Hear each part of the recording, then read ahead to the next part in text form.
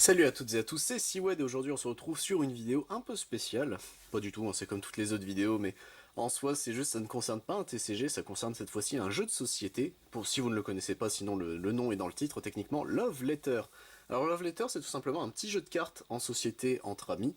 Je vais vous le présenter tout simplement. J'ai découvert ça à la caverne du jeu avec l'un des gérants qui me l'a présenté. On a fait une partie avec les copains et lui. C'était giga cool. Sincèrement, je me suis dit bon allez, le jeu coûte rien, c'est 10 € techniquement.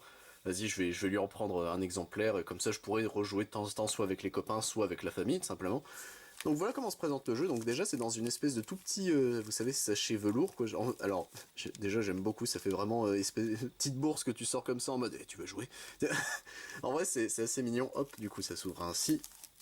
Tac, et à l'intérieur donc bon évidemment il n'y a pas grand chose en soi. Hop, on a directement plusieurs informations, plusieurs choses. On a des petits compteurs qui sont assez jolis en soi, qui sont bien faits. C'est des petits compteurs en plastique mais en plastique rigide. Donc en soi hop.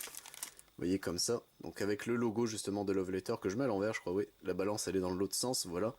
Donc, vous voyez c'est quand même assez solide, c'est peint dessus, enfin c'est peint dessus, vous savez c'est ancré dessus, c'est plutôt stylé.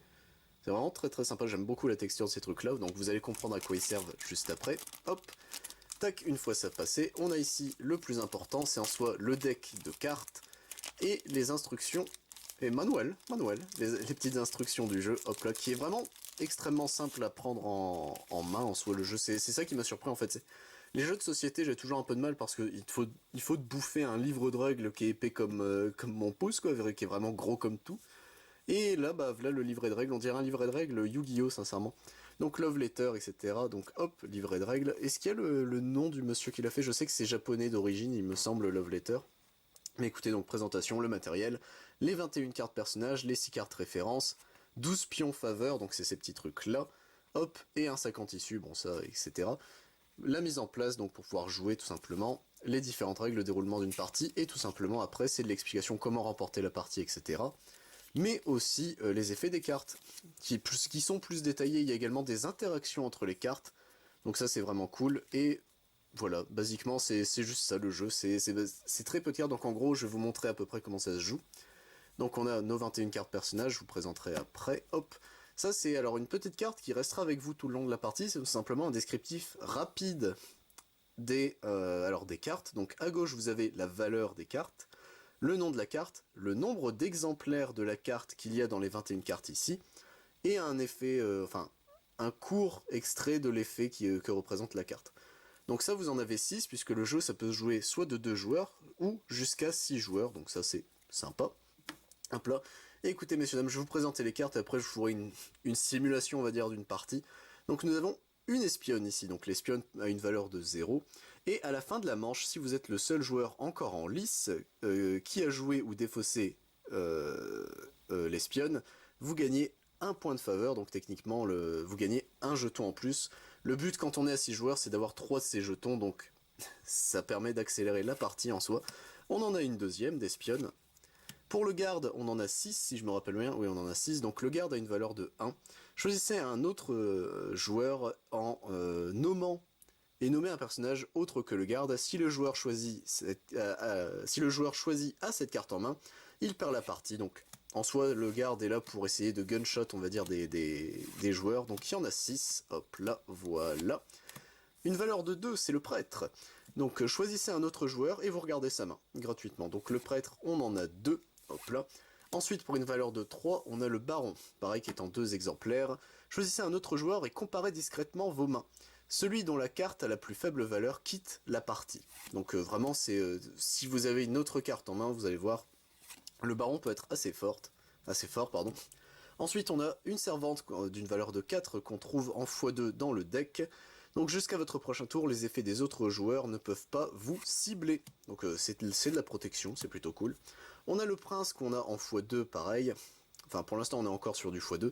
Une valeur de 5 et le prince simplement, choisissez n'importe quel joueur, y compris vous-même. Le joueur se défausse de sa main et en pioche une nouvelle, donc c'est de la redraw tout simplement. Ça peut aussi accélérer des parties techniquement.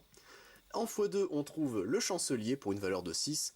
Vous piochez 2 cartes et vous conservez une carte, et on place les 2 autres cartes de votre main sous le paquet tout simplement. Donc c'est de la redraw et on gère techniquement les ressources, donc c'est plutôt sympa. En x1, on a le roi qui est vraiment stylé, je trouve d'ailleurs le dos des cartes est vraiment extrêmement beau. La texture aussi, vous savez, c'est de la texture papier granuleux, c'est vraiment très très sympa. Donc pour une valeur de 7, choisissez un autre joueur et échangez vos mains, donc c'est plutôt sympa. On peut donner des cartes à la con du coup. Genre une valeur de 2 ou une espionne, etc. La comtesse qui a une valeur de 8, donc simplement si votre main contient le roi ou un prince, vous devez la jouer. Donc ça c'est chiant, techniquement ça peut donner des infos aux autres joueurs. Et vous avez enfin la princesse, donc si vous jouez ou défaussez la princesse, qu'importe le moment, vous perdez la partie, donc ça c'est plutôt chiant. Mais c'est une valeur de 9 la princesse. Alors, comment ça se déroule tout simplement une partie? Donc en soi vous comptez le nombre de joueurs, on va partir sur 3 joueurs. Donc vous disposez la fiche d'information pour 3 joueurs, hop, on va dire qu'ils sont comme ça, voilà. Au début de la partie, donc vous mélangez les decks de personnages, donc des 21 personnages, hop, voilà, tac, youp, c'est bon, tac. Vous enlevez une carte du paquet, qui sera techniquement une carte, comme au poker, vous savez, la carte un peu cachée, donc techniquement elle est hors jeu en fait, cette carte. Puis chaque joueur va se voir distribuer une carte. Hop, voilà, qu'il garde secret. Donc nous, on va simuler qu'on est ce joueur-ci. On a un garde, ok.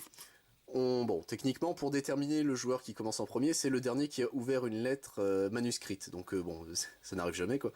Mais du coup, techniquement, on va dire qu'on commence pour vous donner une idée. Le joueur quand c'est le début du tour d'un joueur, il pioche. Il a 2 cartes en main, techniquement, puisque la carte info, il va jamais s'en débarrasser. Il est obligé, pour passer au tour suivant, de défausser une carte et d'appliquer son effet. Donc là, par exemple... j'ai 2 gardes, bon, ultimement c'est pas très très différent. Je joue un garde et je vais dire par exemple joueur de droite, est-ce que tu as, on regarde, je ne sais pas moi, une servante. Est-ce que c'était le cas? Non, c'est un garde.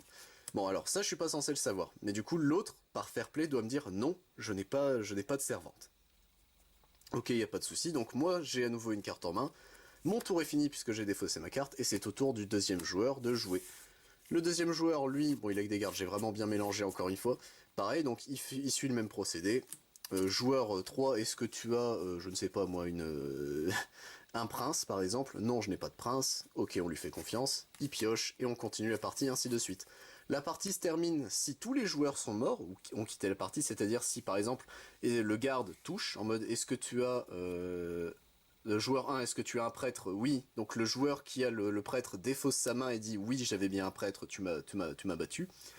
Et si jamais à la fin de... Donc la partie prend fin soit quand tous les joueurs sont morts et qu'il en reste que un, soit quand toutes les cartes du deck, hop, ont été vidées.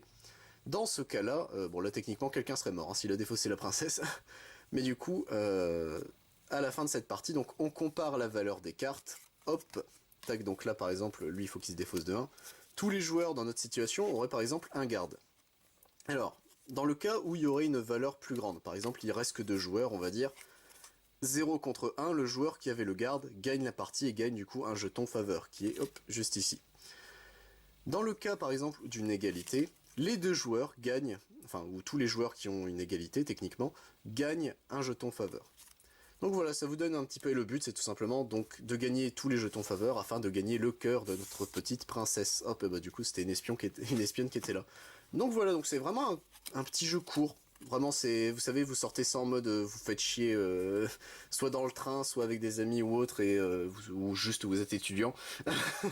Et vous êtes là en mode putain, fait chier, vas-y on sort le Uno, oh flemme, le Uno on fait que ça à chaque fois. Vous pouvez prendre Love Letter. C'est vraiment pas cher, c'est un petit jeu de société, pas prise de tête, où faut quand même réfléchir, puisque techniquement tu dois prendre par rapport au cimetière, donc enfin la défausse, toutes les infos en mode ah donc ça c'est passé, lui il est passé, ah ouais mais du coup il peut avoir ça, etc. Faut bien gérer techniquement ce que les autres peuvent avoir, avec le facteur aléatoire justement de la carte, qui bah est techniquement face verso au début de la partie, qui enlève une possibilité en plus sans donner forcément l'information.